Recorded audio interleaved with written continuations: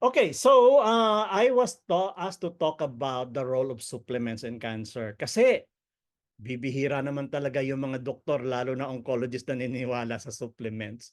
Maybe I'm one of the few, and I'm sure it is your experience that when you talk to doctors, you are met with a lot of objections.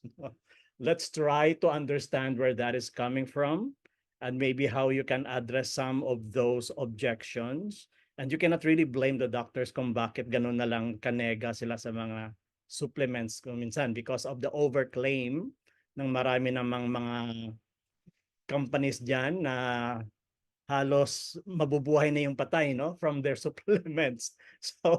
So that's why uh I'm so glad that USANA is very ethical about its claims, and I want you guys to be really conscious about that. No over claims, no claims of cure, no claims of whatever, no. Okay. So again, disclaimer lamang, no, sorry, nag-jump ahead. Disclaimer lang na yung opinions and views expressed here are mine, not necessarily representing USANA, because it also represents some of my own experiences, no? And this is meant for educational purpose. Hindi kayo nagkokonsulta sa akin, just follow what I'm saying here because I'm not seeing your patients. So we still defer to their doctor. So that's clear, huh? Okay. Now, paano nga ba ako madalas ang tanong sa akin, Doc, paano kayo na-convince to use USANA? Okay? Now, let me tell you about my journey. I'm a cancer doctor. I've been in practice for almost 12 years before I moved to Singapore, where I stayed for 17 years. I was doing drug development. Mga gamot para sa cancer, I had a hand in developing them for big pharma. Malaking kumpanya yan. I was medical director for Asia Pacific. While I don't, hindi ko minamaliit naman yung na-accomplish na mga drugs natin for cancer.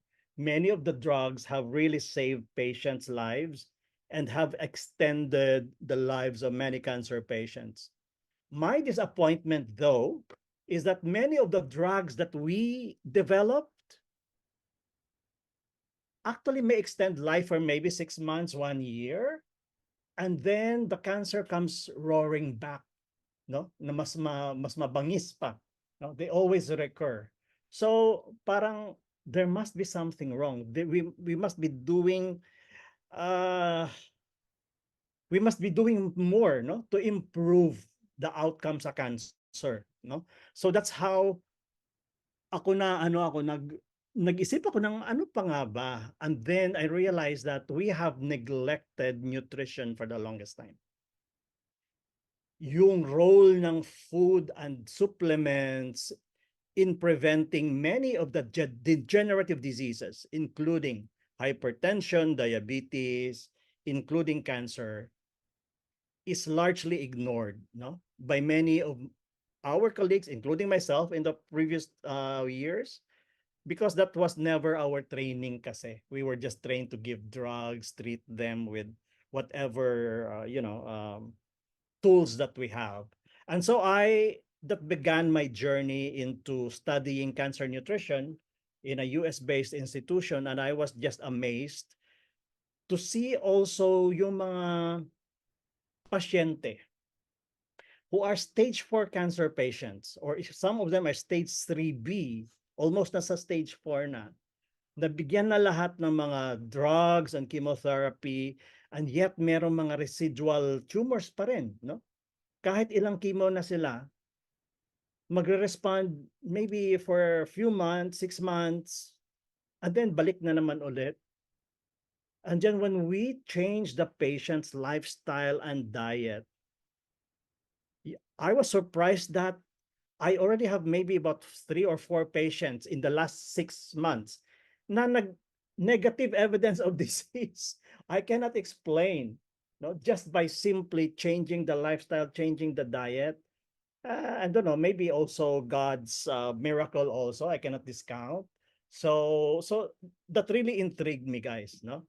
So when I was in studying cancer nutrition, I was thinking, how can I make nutrition real for cancer patients, no? So, kasi ang mga cancer patients, sabihin natin, kumain ka ng maayos, kumain ka ng maraming gulay, karaming, pero hindi sila rin nakikinig eh. Gusto man nila, hindi, walang gana eh. Hindi kumakain. So, paano ka lalaban? No? How can you fight cancer when you are really losing a lot of weight? So, that's how I started looking for solutions. And lo and behold, um, all the natural compounds from fruits and vegetables and vitamins and minerals na tinuturo sa aking cancer nutrition course sa US, I found in the bottle of Essentials. So that started my inquiry. Sabi, ano ba tong kumpanyang to, no? So that's how I came to know in a deeper level about USANA and the quality of the products that they make. The fact that I came from pharmaceutical industry, no? I know how drugs should be manufactured, a very strict quality control, which is not required for most supplements. Kasi supplements siya eh. Parang food supplements sila. So FDA does not really require very stringent process. But USANA, when I visited the head office, I was surprised that they were manufacturing their drugs, their supplements like pharmaceutical grade na para siya tayong gamot na iniinom natin, no? That really impressed me. And that started my journey with USANA. Pero syempre, hindi lang ako basta-basta naniniwala. I need to see it for myself, whether that really works.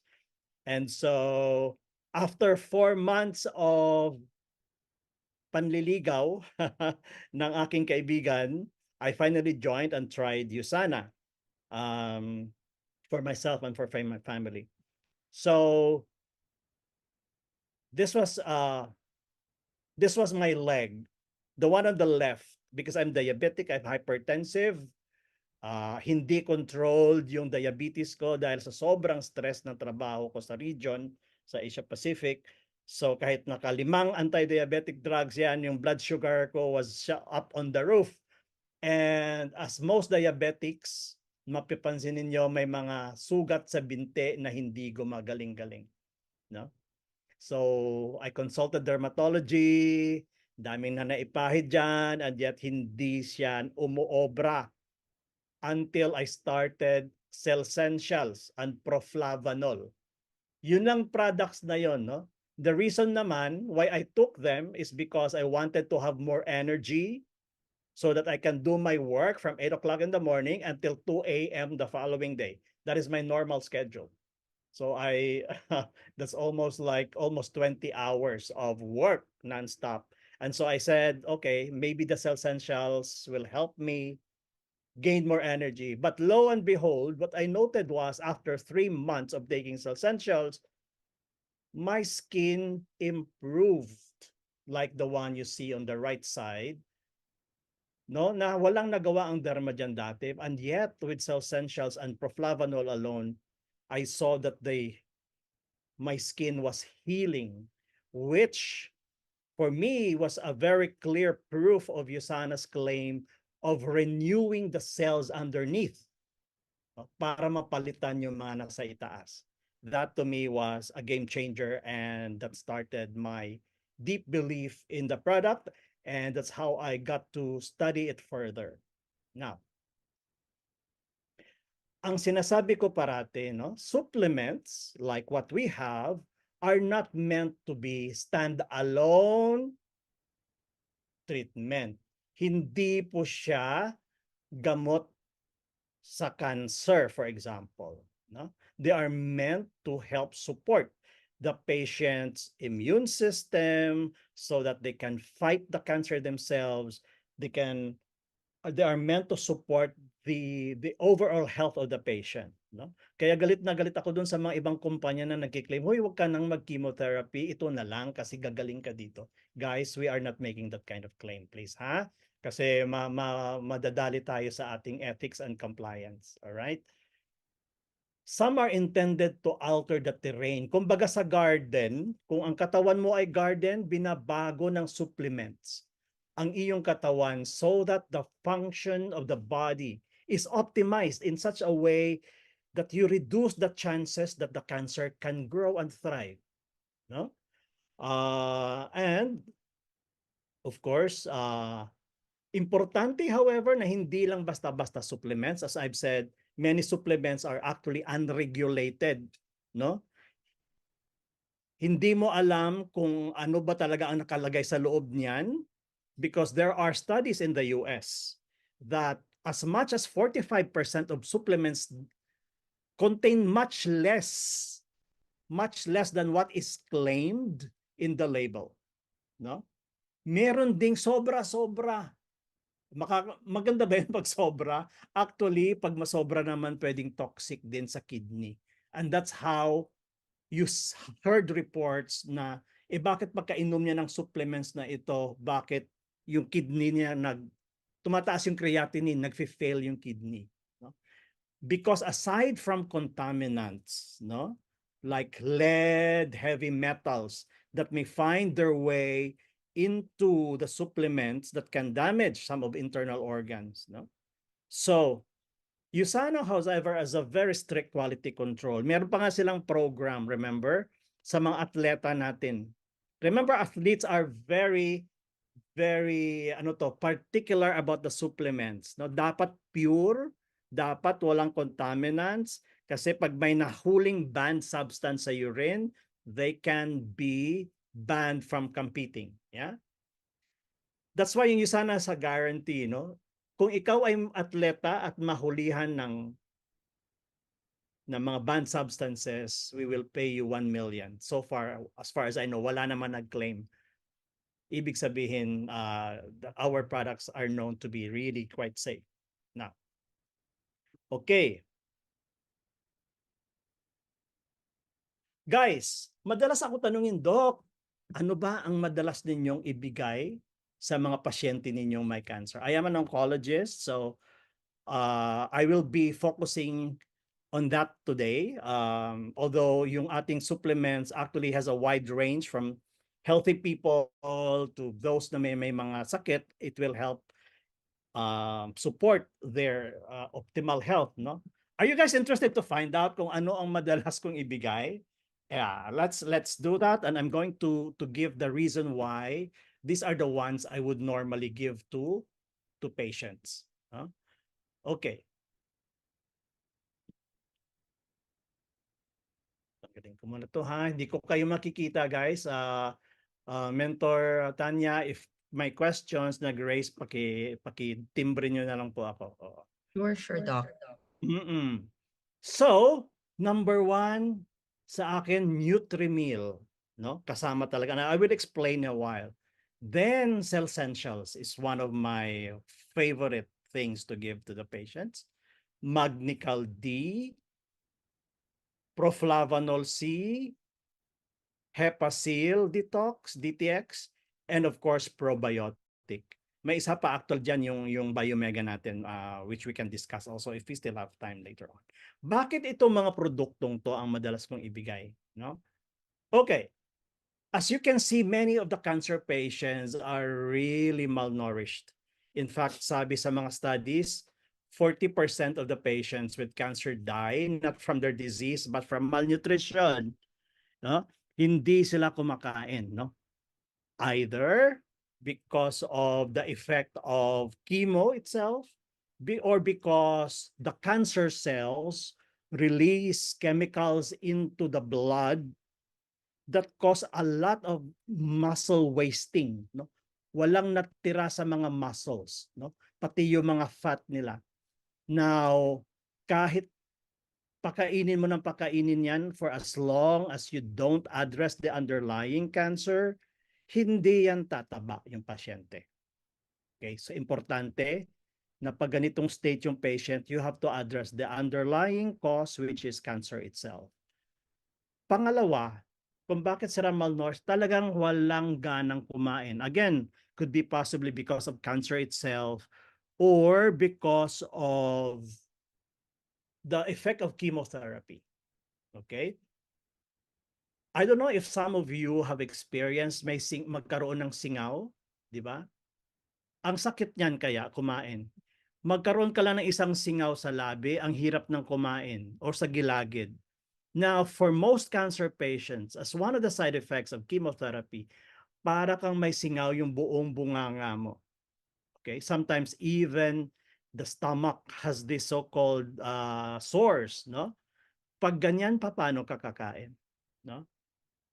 So that is also the reason why many of our patients with cancer. So this is where I would recommend giving them Nutrimil actually as meal replacement muna habang hindi pa sila kumakain. Unang-una, hindi na nila kailangang nguyain. Okay? So it contains almost a complete meal by itself. And the good thing about this is mostly protein siya. Remember, wala silang mga muscle mass, ubos. Those protein can actually help build those muscles, no? At pangalawa, it contains a lot of fibers, no? And fibers are actually yung pagkain ng ating good bacteria. And I will tell you about the balance between the good and bad bacteria sa ating stomach and intestines later on, why it is important to restore that balance, no? So, yung fiber na yun ang kinakain ng mga good bacteria. Pangalawa, very small yung sugar content nito. Remember that cancer feeds on sugar. They love sugar. Kaya nga pag nagpe-PET scan tayo, I don't know if you've heard of PET scan, yung nakikita natin yung mga cancer cells kung saan na sila using a machine, no? Pero bago natin sila isalang sa machine, may ini-inject tayo na sugar. And yung sugar na yon, nilagyan natin ng radioactive substance para masundan natin kung saan sila pumupunta. Right. So lo and behold, because sugar ang in-inject natin, yung mga cancer cells will gobble them up. Kakainin nila doon 50 times faster than normal cells. They love sugar. So ang kinaganda naman si Nutrimil, mababa yung sugar content, and not only that, hindi siya madaling ma-absorb into the bloodstream. Okay? So ayan ang ibig sabihin ng low glycemic, no? Hindi kaagad pumapasok sa blood for the benefit of the cancer cells, no? It's also gluten-free. Yung may mga allergy sa gluten can experience a lot of diarrhea, bloating. So, pag may gluten allergy ka, that can lead to these symptoms. Pero fortunately for Nutrimil, wala siyang gluten. So ito, ang maganda rin dito, it comes in 3 flavors kaya hindi magsasawa yung patient, no? May mga may mga supplements tayong shake din na nabibili sa market. Pero for me, mataas yung sugar content, mas matamis masyado. And again, sometimes it just comes in one flavor, either chocolate or vanilla, no? So I think having these 3 flavors, pwede mong i-recycle at hindi magsasawa kaagad yung pasyente. So this is one of my favorite things to replace the patient's meal kung hindi sila kumakain. Okay. Next is Cellsentials, no? Ito for me ang pinaka-foundation ng nutrition talaga, no? Kung titingnan natin, it says optimum cellular nutrition. And that is what USANA is known for. We are known for our products to really feed the cells, no? Hindi siya supplements lang na dumadaan sa dugo, sa bituka, papasok sa kidneys natin para ilabas, no? And I think it has one of the most comprehensive number of supplements, 14 vitamins, 17 minerals, and 18 powerful antioxidants.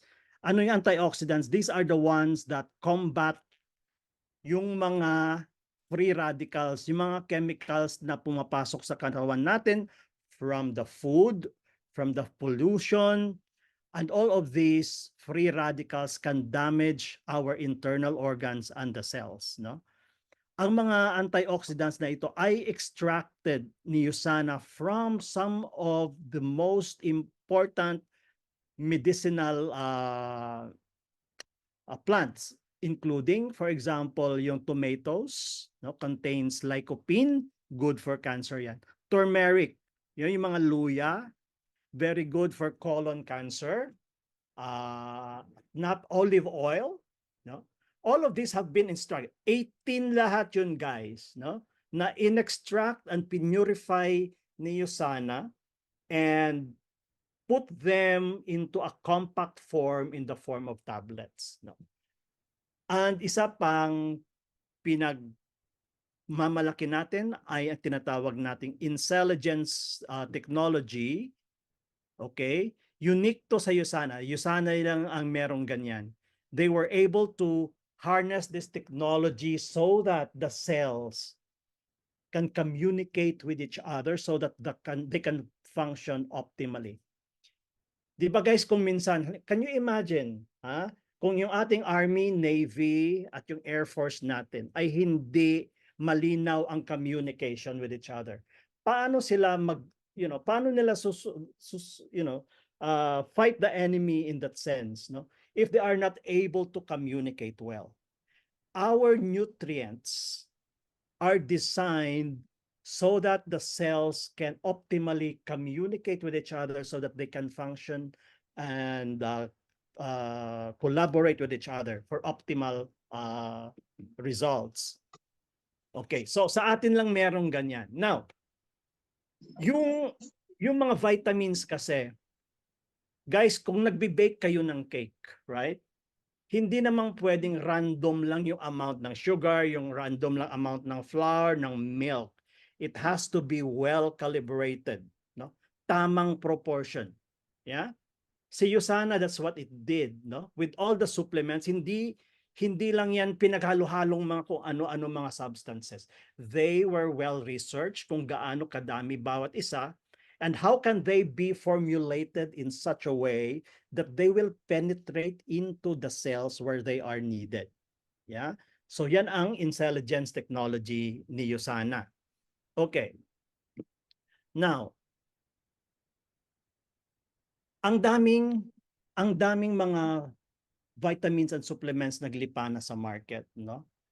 Sasabihin nila, bakit ang USANA ang dami-dami niyong iniinom, no? Tama ba? Do you guys get that kind of objection from my clients? Bakit dalawa ng ganyan? Because we are giving them the optimal amount for the body to function at its best. Alam mo, kung yung amount na yon ay pagsasamahin sa isang tableta, sabi ni USANA, kasing laki na siya ng golf ball at hindi natin siya malulunok. Yeah? Kung yung hinahanap mo ay maliliit na tableta lamang na pwede mo nang inumin na isang tableta, that means hindi sapat yung iniinom mo to really meet the requirement, no? Madalas ang sinasabi natin RDA, recommended dietary allowance, na ganito lang. That is a very old concept, guys, no? Yung mga konting-konti lang ay inumin para lang mag-normalize. In the modern world where we are swimming in a sea of free radicals, a lot of stresses in the environment and even in the workplace, we need much more than recommended dietary allowance. We need the optimal doses ng mga supplements na ito para mapunuan yung pangangailangan natin. So, one book was saying yung RDA na sinasabi ng maraming mga vitamins sa market is inadequate for many healthy people. That is 1930s pa yan. More so for sick people like cancer. Cancer patients are very much depleted because of their disease. Their body is so much depleted. Para bang, sinasabi ko nga, pag yung normal na tao binigyan mo ng isang basong tubig, maaring okay na yun sa kanya. But cancer patients are just like running a marathon. They need more than just a glass of water, ha? Para mapunuan ang pangangailangan na kasi nutritional depleted. That's why we want to give them the optimal amount, and that is what USANA is giving. Kaya sinasabi natin hindi lang sapat na isang tableta lang. Isang tableta yan, ibig sabihin micro level din ang yan, and that will not be enough for you, especially if you are battling a serious disease like cancer. Okay, ang next na gustong-gusto kong ibigay sa pasyente will be Magnical D. It contains calcium, magnesium, boron, and cholecalciferol or vitamin D3, no? In the right ratio so that you don't develop calcium stones in the kidney. Yeah. Now, calcium, guys, magnesium, and vitamin D are very important for bone health. No? And many of our cancer patients, because they are mostly nasa 50s and 60s, no? Lalo pag mga babaeng may cancer, their bones are really quite compromised. No? Marami dyan, nagninipis na yung mga buto as a result of age and hormonal problems. Ngayon, lalo na yung mga breast cancer patients, no? May iniinom yan guys ng mga gamot sa breast cancer, yung tablet na hormone, which can further make their bones brittle, no? Nagninipis yung mga buto nila because of their maintenance for cancer. And so therefore we need to supplement them with calcium, magnesium, and boron. Hindi pwede guys na calcium lamang ang iniinom natin, no? Hindi sapat yan para gumawa ng buto. Okay? So, may isa pang actually benefit ang vitamin D in particular. No, vitamin D is very important. Magpa-araw po tayo. Lalo na magpa-araw tayo mga before 10 o'clock. Huwag kayong magpa-araw ng tanghaling tapat dahil skin cancer naman ang aabutin natin. Vitamin D, aside from its role sa buto, guys, studies have shown that vitamin D3 can shut off the genes or the DNA in the cancer cells that make them grow. Okay? Studies have also shown that vitamin D can push the cancer cell to commit suicide. Kumbaga sa Hapon, harakiri, no? They commit suicide, so they die. Ang tawag sa medicine yan, apoptosis. Now, never mind. Basta lang, sometimes the vitamin D can push them to commit suicide so that they die, no? So yun ang isa pang effect ng vitamin D. Okay. Ang next would be Hepasil. No? Hepasil is important in removing a lot of the toxins and waste products. No? Yung liver natin kasi ang tagasala ng lahat ng mga toxins sa mga pagkain natin, including yung mga chemotherapy. Remember kung minsan pag nagkikimo tayo, kaya tumataas yung mga liver enzymes kasi namamaga yung mga cells ng liver as a result of your chemotherapy. No? Now, within our body, meron tayong natural substances. Yung katawan natin gumagawa ng mga substances to help neutralize yung toxins na pumapasok. Pero habang tumatanda tayo, kumukonti din yon. No? So, our liver needs help. No? More so after chemotherapy. Pagkabigay ng chemotherapy, pinatay mo lahat ng mga cancer cells at even to some extent yung mga normal cells. The body and the blood and the liver is just overwhelmed with so much of these toxins, no? Suddenly flooding the liver. So that is why Hepasil is actually helpful in that sense because they contain the substances that help to neutralize the toxins and the waste products. Meron akong pasyente went through chemotherapy. After the third cycle of chemotherapy, tumaas yung liver enzymes 3 to 4 times above the normal limit, no? Ngayon, yung doctor niya, actually, I was not the oncologist. Lumapit lang sa akin for some advice. Could not proceed. The doctor cannot proceed with the chemotherapy dahil natatakot na it will damage the liver further.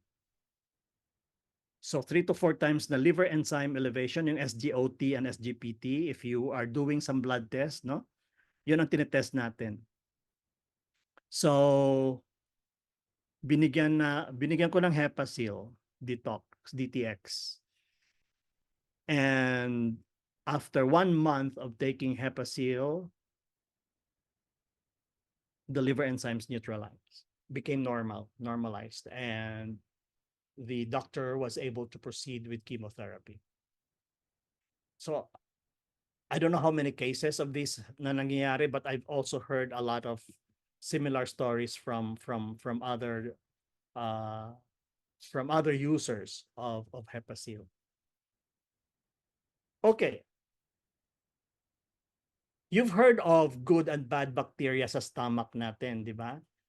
That balance is very important for overall health. Now, pag nag-chemotherapy ang isang tao, isang cancer patients, wipe out yung mga good bacteria. That is why these patients suffer from a lot of the ill effects of that. They suffer from diarrhea. Do you know that imbalance between good and bad bacteria in the gut can also produce mental health issues like depression, anxiety, no? Can also cause malabsorption ng mga nutrients mo, kaya nagiging malnourished dahil hindi na puro na lang bad bacteria na iwan, mostly good bacteria are wiped out. Okay. Stress. Yung mga cancer patients ba under stress? Yes, they are. That by itself can already cause an imbalance of the good and bad bacteria in the gut. Most of the cancer patients are also on antibiotics. Most of them are on painkillers. Again, this can cause that imbalance, no?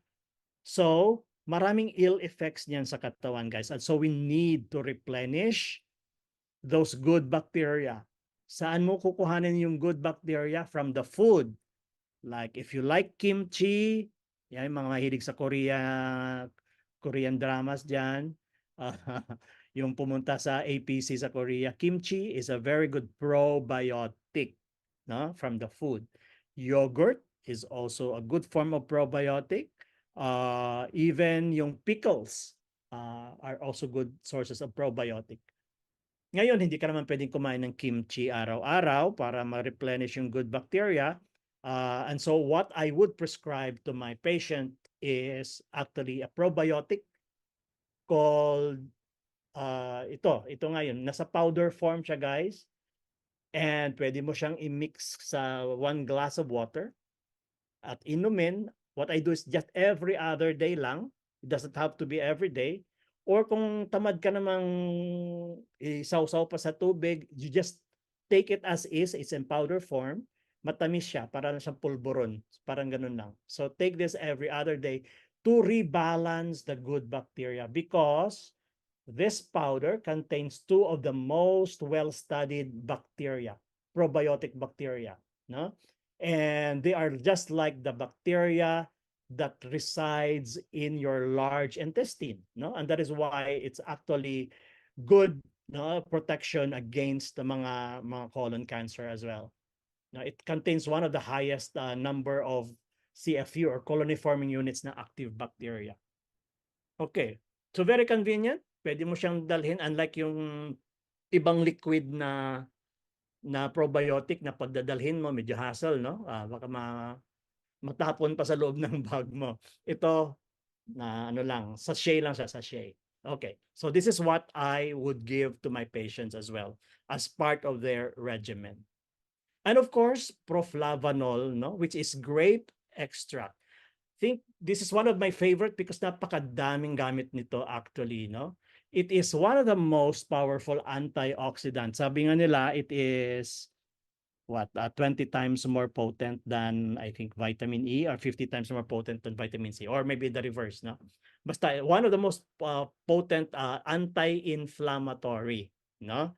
And it also has very good effect on the blood vessels, and it also supports your immune system. Grape seed lang yan, guys, no? So kung kayo may inflammation from allergies, no? Pag meron kayong mga asthma or anything inflammatory, I would recommend giving this as well as a support. Now, finally, in the field of cancer, ang sinasabi nila, most of the cancer are actually lifestyle related. 90% are lifestyle, no? So that research have shown that if you just do proper diet, i-modify mo lang, tanggalin mo na yung masyadong sugary drinks and sweets, you do regular physical activity, and most importantly, maintain a normal body weight. Doing these three, guys, diet, tanggalin na yung mga processed food at mga too much mga saturated fat, mag-exercise o kahit walking lamang ng 15 minutes or 30 minutes every day for 5 days, and keep your body weight to a normal level. By doing these three alone, you already prevent 30 to 40% of cancers. Okay? So, madali lang siyang gawin dapat, pero bakit napakahirap gawin ang madali? So I think we need to probably include this in our New Year resolution to adopt some of these advice here. No? So we know that being obese or overweight leads to cancer, at least certain kinds of cancer. In fact, kung ikaw ay may breast cancer at ikaw ay nasa overweight side ka, ayon sa pag-aaral ng mga 80,000 women, your risk of recurrence na maulit kahit ikay nagamot na increases by 5%. Yung mga ginagamot ng mga tablets, it increases risk by 60% na bumalik si cancer, especially if nasa obese side ka. Kahit na yung mga na-chemotherapy na, again, another study showed 20%. So for me in my clinic, when I see a person with cancer who is a bit on the plump side, we discuss things on how can we move the weight towards a more ideal side, no? Kahit yung mga friends natin or family members na wala namang cancer, pero sa tingin ninyo ay nagigain ng weight, I think we can encourage them to go back to maintaining their ideal weight as much as we can. And this is where I would recommend yung ating weight management program, and I think they will kick off yung Pack 1 and Pack 2 again by February. Guys, I have had very, very successful results with this one. A lot of my patients lose as much as anywhere from 5 to 9 kg in 2 months of doing the weight management program. Now, remember, if the person is obese or overweight, he is at risk of developing diabetes, number 1. He is at risk of developing heart disease. He is at risk of developing cancer as well. Tatlong sakit yun, guys, na pwedeng dumapo. No? So by doing weight management, by doing exercise, by doing nutritional intervention, tatlong sakit kaagad ang maaari nating mabawasan yung risk. And I would encourage you guys to really, all those associates here, please help me spread the word about trying to achieve their ideal weight as much as we can. No? So, yeah. And finally, I would like just to share the story of a patient of mine. Hindi ko siya actually pasyente, lumapit lang sa akin for some nutritional advice. This patient was diagnosed with colon cancer na nakimo na't lahat, na-opera na't lahat, and then on the 3rd year, idudugtong na dapat yung colon niya kasi nilabas yung colon, no, para doon siya dumumi sa kanyang sa abdomen niya. I think you've heard about colostomy, no? Doon sila dumudumi. After 3 years, sabi niya, okay, baka pwede nang ibalik at pagdugtungin ulit yung mga bituka. But during the operation, may napansing bukol doon sa loob.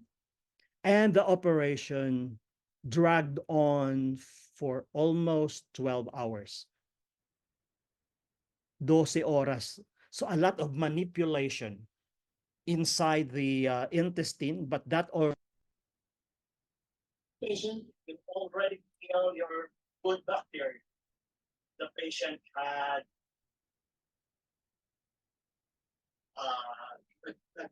decline ang kanyang kidney function. Yung liver was inflamed. At yung sa abdomen niya, may lumalabas na tubig na 2 liters every 25. Guys, can you imagine that?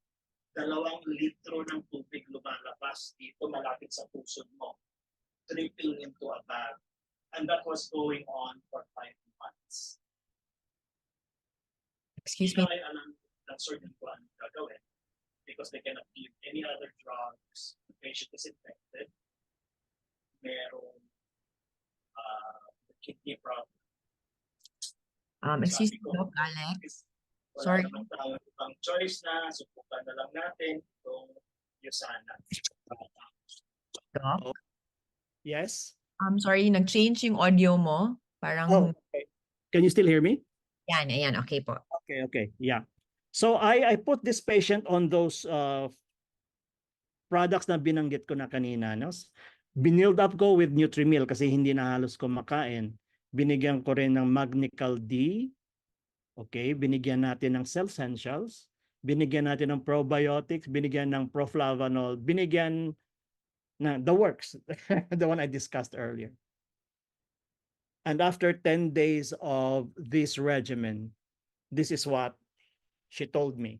From 2 liters every 24 hours.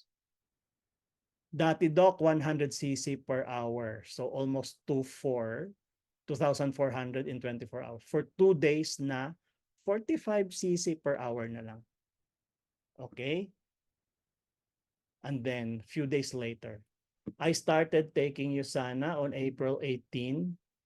The drain kung saan pumapasok yung fluid na 2 liters every day was finally removed 10 days after starting Usana. Kasi 50 cc up to 3 cc na lang talaga ang lumalabas.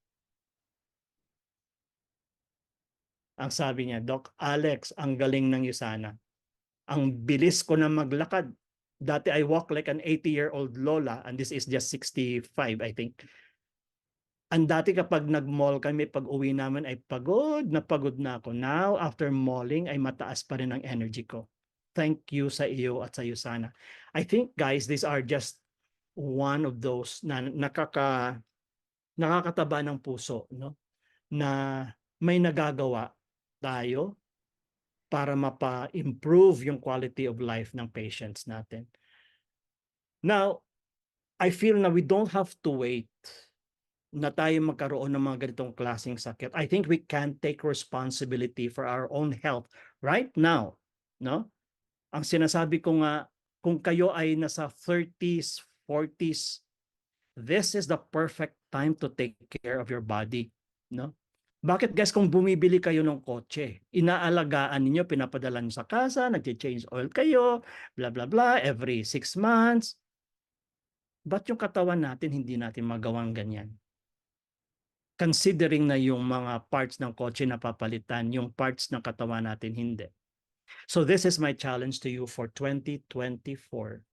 Take stock of your health because isang beses lang yan tayo magkakaroon ng magandang pangangatawan at it is almost natural na over time magwe-wear out, but we would like to postpone that premature aging of our internal organs and our skin and our looks. And that is by taking care of it through diet, nutrition, exercise, and of course, supplementation. So I'll stop here and I'd like to open kung meron po kayong mga questions. Please feel free to just either chat or open your microphone and ask. May tanong ba? Malinaw ba, guys? Sorry. Very, very powerful, Doc. Thank you so much, Doc. I know maraming natutunan po talaga lahat, and I think meron pong mga few questions Mm, on ano po. Pwede ko basahin ko na lang, Doc, ha? mm. So, meron po kaninang nag-ask or earlier on, bakit daw po pinagbabawal nung iba ang pagte-take ng mga herbal na supplement. Mm. No, may tatlong patients na po daw siya nakausap na breast cancer and hindi daw po pina-take ng herbal supplements. Yeah. So this is a common reaction, no, among the doctors, and you cannot blame the doctors, right? Again, kasi ang dami talagang naglipana ng mga supplements na hindi talaga well controlled yung quality. Sinasabi ko nga sa inyo kanina, ang dami diyan, kulang-kulang yung amount o sobra-sobra. Aba, folic acid, guys, akala mo ang folic acid is a benign product? If you reach a toxic level, that can damage your kidney. And supplement, when Consumer Lab examined some of the supplements na sa US na ito, ha, I think there were like 4 brands. The folic acid was so high level that there was a potential to damage the kidney. So number 1, yung mga doctor na parang nag-iisip na baka naman dahil sa supplement yan, no? Of course, hindi naman nila iniimbestiga actually. Minsan tumataas yung liver enzymes, no? Ay, kasi uminom ng supplements. Hindi natin alam kung supplements ba talaga yon, o baka naman uminom yan, o baka naman may iniinom na mga gamot yan, na mga, for example, mga gamot sa cholesterol na nakakataas din ng liver enzymes, so baka uminom ng alak, no? So minsan hindi naman na-investigate, so parang easy culprit ang supplements.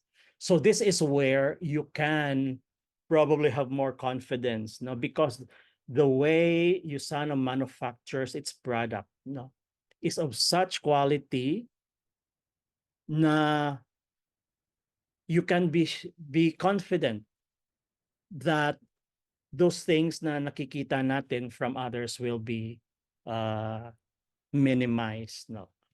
Isa pa, ang sinasabi ng mga doktor, kasi baka during the chemotherapy, no, habang binibigyan mo rin ng antioxidant, baka kinokontra. Baka kinokontra daw yung chemotherapy kaya hindi nagiging mabisa. Okay, the way I would handle that and what I would do in practice, because it is true, pwede may mga interactions, no?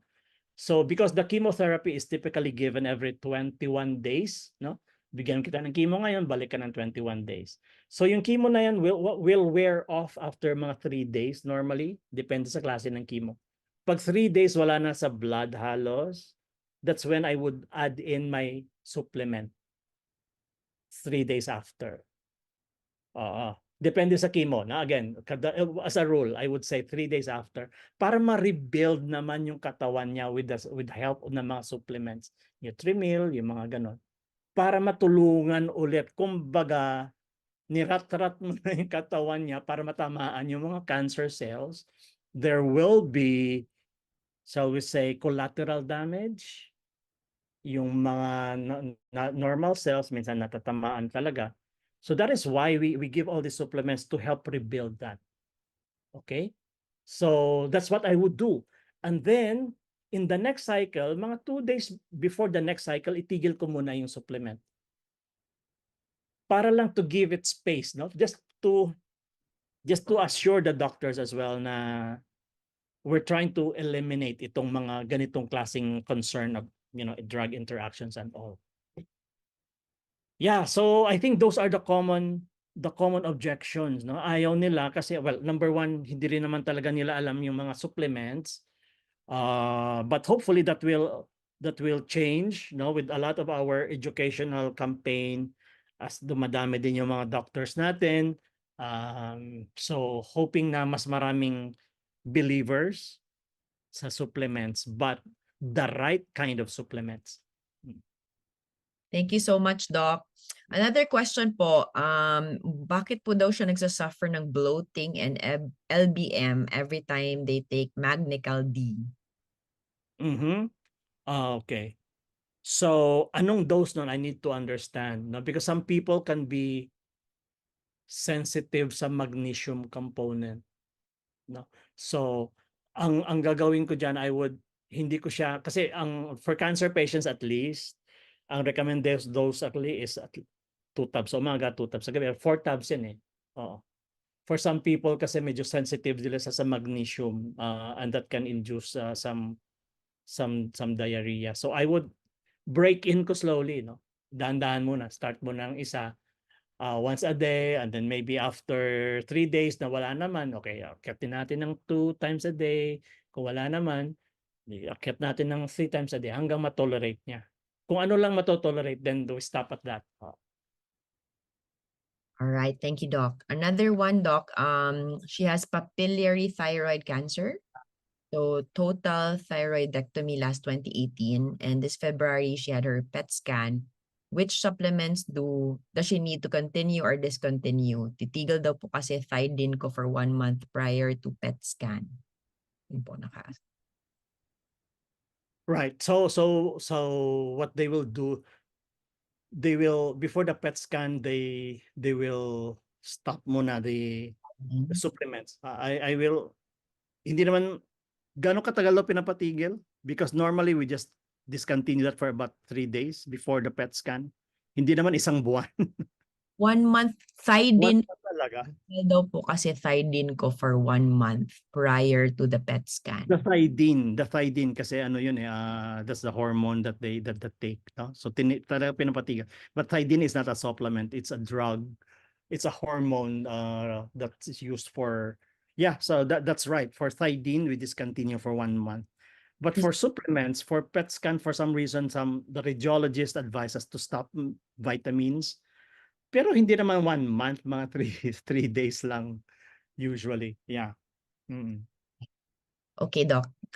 Doc, what can you recommend for those taking blood thinners? Mm-hmm. Mm-hmm. Okay. So fortunately for our drug, ang isa lang namang concern normally dyan ay yung mga vitamin K containing, because there could be some interactions with those drugs. Pero actually, sa mga patients naman na ako actually, classic example, naka-blood thinner ako. I've been taking all supplements ng USANA. So far, no interaction. I think it's more for the old generation ng blood thinners, yung mga Coumadin, no? Yung mga Coumadin na blood thinner, yun ang medyo may mga interactions. But yung mga clopidogrel, yung mga ganon, no? So far, I'm a testimony of that. I've been taking that for years and years. I've been taking USANA products for almost 2 years. Wala naman reaction sa older generation of Coumadin. Okay, Doc. Thank you po. Next question. Okay ka pa, Doc? I have a hard stop ng 9 because I have to talk to a patient at 9 from Japan. So, last, okay pa ba, Doc, na mag-take na Okay. nutrition pag Sure. mag-conceive ng baby? Ano daw? Okay po ba mag-take ng active nutrition kapag nagko-conceive ng baby? Trying to conceive? Yeah, active nutrition. Active nutrition. We actually have trying to conceive, meaning hindi pa buntis. Mabuntis, trying to conceive. Trying to conceive. Actually, I would recommend nga, well, Cell Essentials is always basic, no? And of course, the folic acid content there is also good and ang isa talagang nire-recommend din ng mga fertility doctors will be yung coquinone actually, no? Okay. Coquinone is good. I would also recommend yung Biomega, yung fish oil, because of its anti-inflammatory property. And kahit na nga buntis ka, pwede kang mag-take pa rin ng fish oil because that is really actually good for the baby's brain development. So in fact, the US FDA would recommend a certain dose of fish oil for those na buntis, again, for the sake ng development ng baby. I would need to kung may fertility problems, we need to investigate what's the underlying cause. But I think it's okay. For me, it's really okay to take mga active nutrition while you're trying to conceive. We want you to be as healthy as possible. We want the egg and the sperm to be as healthy as possible as well. All right. So good luck. Thank you, Doc. Doc, the dosage daw po, if you have cancer patients, di ba you recommend some supplements, what would be the dosage for each product? I would still follow what is put in the label, yung nasa bote, nakalagay naman yan doon. Now, some doctors would go beyond that. You must aggressive. For your own protection, I would recommend that you stick to the label. Kung ano nakalagay doon, just follow that one. Because if something happens, minsan wala naman kinalaman sa iyo sana, may nangyari sa pasyente, sisisihin sa iyo sana. Now, ngayon pag binigyan mo yan ng beyond the required dose, dahil gusto mo na maubos yung supply niya. hindi tayo ganun ha, guys. Stick to the label because at least you are protected. The company is also protected, no? Kasi yung doses na yon did not come by accident. It was based on the recommendation by researchers. Yeah. Okay. Doc Alex. So everybody, please message your thank you to Doc Alex no for this very short notice na seminar but very informative. I know everybody has learned so much from Doc Alex tonight, and we are so privileged and honored na you're able to talk to us tonight, Doc Alex. Thank you so much, and God bless everyone.